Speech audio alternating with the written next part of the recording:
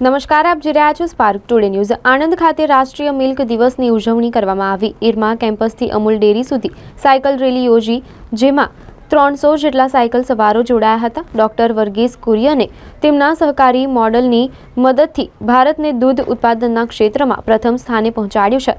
દૂધ ઉત્પાદનના તેમના સહકારી મોડલને શ્વેત ક્રાંતિ અને ઓપરેશન ફ્લડ તરીકે પણ ઓળખવામાં આવે છે। ડોક્ટર કુરિયનના યોગદાનને માન આપવા દર વર્ષે 26 નવેમ્બરને રાષ્ટ્રીય મિલ્ક દિવસ તરીકે ઉજવવામાં આવે છે, જે અંતર્ગત આજરોજ આણંદમાં સાયકલ રેલી યોજી રાષ્ટ્રીય મિલ્ક દિવસની ઉજવણી કરવામાં આવી હતી।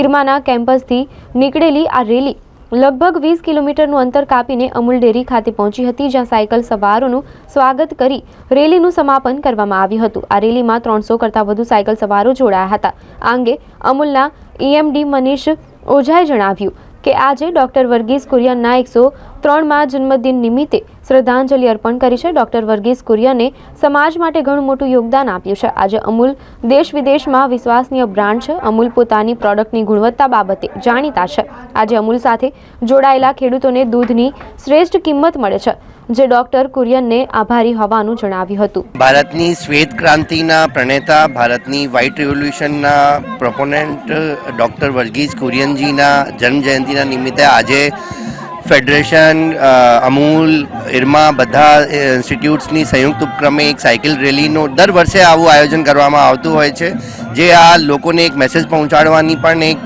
તક છે કે જે શ્વેત ક્રાંતિ આપણા જીવનમાં અને આખા ઇન્ડિયામાં જે એક લોકોના જીવનમાં પણ એક આમૂલચૂલ પરિવર્તન આપ્યું છે, તો આ એક મેસેજ બધા લોકો સુધી પહોંચાડવાનો પ્રયત્ન છે।